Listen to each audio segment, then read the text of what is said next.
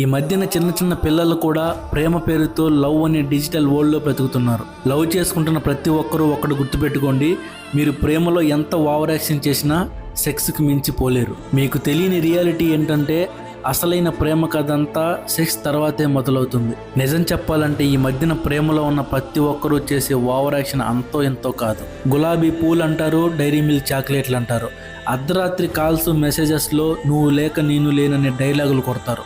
ఎప్పుడు వీళ్ళిద్దరి మధ్యలో ఒక పెద్ద సినిమానే నడుస్తూ ఉంటుంది ఇక్కడ. అందుకే ఇప్పటికీ ఎన్ని లవ్ స్టోరీ మూవీస్ వచ్చినా ఇప్పటికీ ఒక్కటి కూడా ఫ్లాప్ అవ్వలేదు. చూడండి, ఒక్కటి మాత్రం గుర్తుపెట్టుకోండి, ఈ రంగుల ప్రపంచాన్ని కాసేపు పక్కన పెట్టి రియాలిటీ అనే ముసుగు తీసి చూడండి. ప్రతి ఒక్కటి కళ్ళ కట్టినట్టు కనిపిస్తుంది. నువ్వు అక్కడ గ్రహించాల్సింది ఏంటంటే ఈ రంగుల ప్రపంచంలో everything is depending on sex. నువ్వు ఈ ప్రేమలో ఎన్ని కవిత్వాలు రాసినా, ఎంత డ్రామా చేసినా ప్రకృతికి అస్సలు వీటితో పని లేదు. కావాల్సిందంతా జస్ట్ వంశ అభివృద్ధి మాత్రమే. మన పూర్వీకులంతా ఆ జీవన శాస్త్ర అవసరాన్ని అందంగా అలంకరించి ప్రేమగా మార్చారంతే. రియాలిటీ ఏంటంటే ఎంత ప్రేమ కథలైనా, పెళ్లి జీవితాలైనా సెక్స్ అయిపోయాక, ఆకర్షణ తీరిపోయాక కిస్సు కూడా చచ్చిపోతుంది వీళ్ళిద్దరి మధ్యలో. గుర్తుపెట్టుకోండి, తెల్లార్లంటే కుదరదు.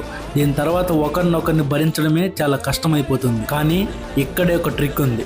అదేంటంటే అసలైన ప్రేమ అనేది శరీరాన్ని దాటి సెక్స్ను కూడా దాటిన తర్వాత మాత్రమే అర్థమవుతుంది. చివరిగా సత్యం ఏంటంటే ఆ ముగింపు దాటిన తర్వాత కూడా తోడు నిలబడే బంధం లేకపోతే మిగిలేది కేవలం శూన్యమే.